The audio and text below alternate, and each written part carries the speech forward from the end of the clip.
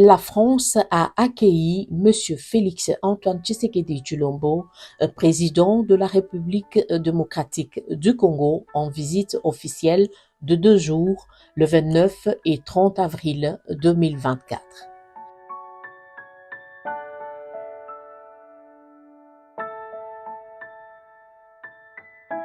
Il a été accueilli à sa descente de l'avion à l'aéroport des Orly et à une cérémonie d'honneur militaire aux Invalides par Madame Chrysoula Zakharopoulou, secrétaire d'État chargée du développement et des partenariats internationaux.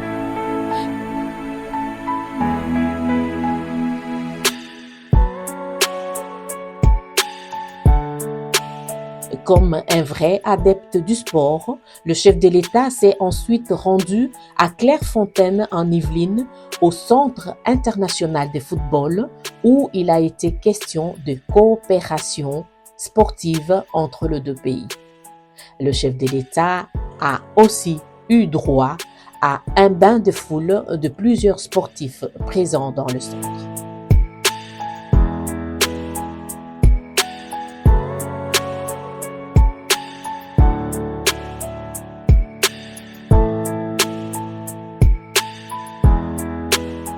Il a ensuite été reçu dans l'après-midi tour à tour par Madame Yaël Braun-Pivet, présidente de l'Assemblée nationale, et par Monsieur Gérard Larcher, président du Sénat.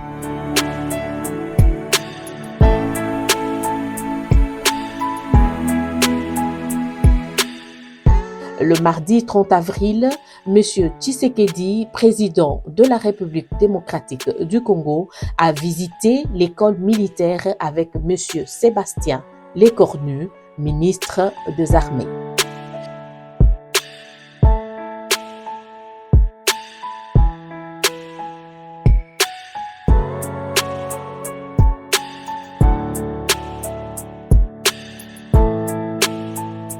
Puis, le président Tshisekedi a été reçu au palais de l'Élysée par le président Emmanuel Macron.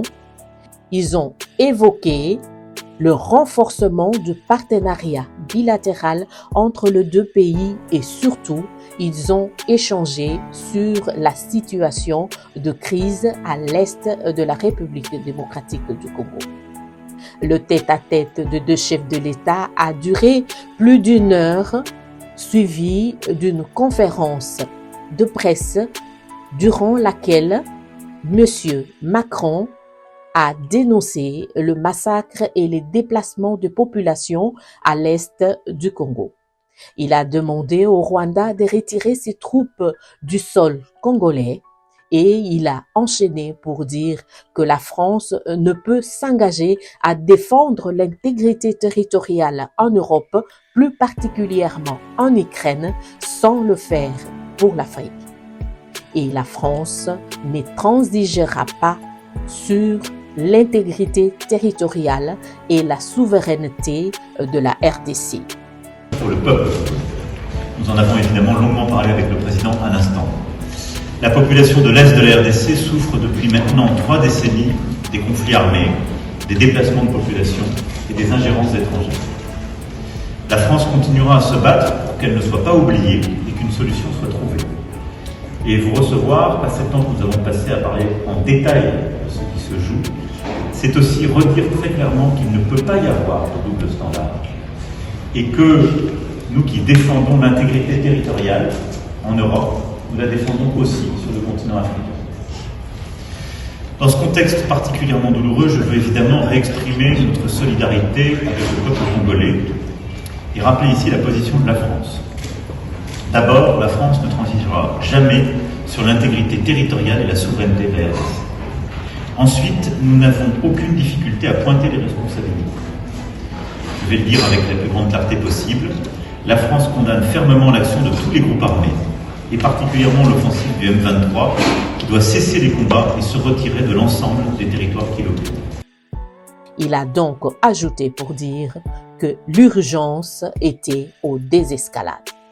Cependant, nous espérons que le président Macron était sincère en prononçant ces mots.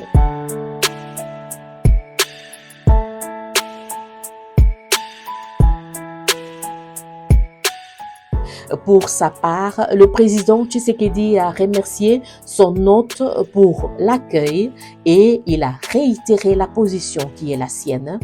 Il n'y aura pas de dialogue possible avec le Rwanda aussi longtemps que les troupes rwandaises seront sur le sol congolais. Et tant que cette situation sera comme elle est, ce sera impossible de parler. Vous ne pouvez pas parler avec quelqu'un qui vous maintient le couteau à la gorge. Ce n'est pas possible. Donc, vous avez compris, pour avoir l'éventualité ou la possibilité de discussion, il faut que la situation évolue. C'est-à-dire, il faut que l'armée rwandaise qui actuellement se trouve sur le sol de mon pays et non le M23, parce que le M23 c'est une coquille vide que le Rwanda brandit, il faut que l'armée rwandaise ait quitté le sol congolais.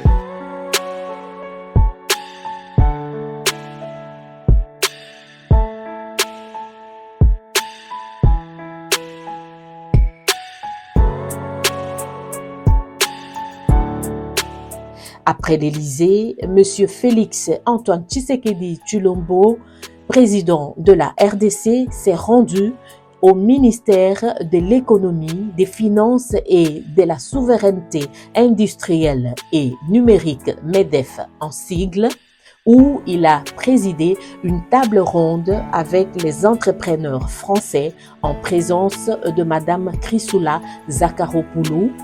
Ils ont évoqué les relations économiques et commerciales entre les deux pays.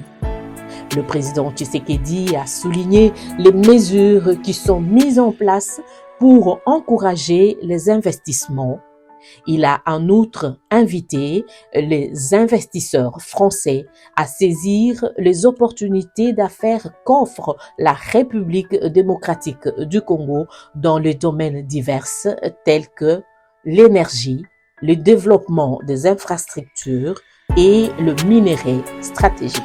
Le président Tshisekedi a promis d'œuvrer afin de créer des conditions sécuritaires pour un climat propice aux investissements.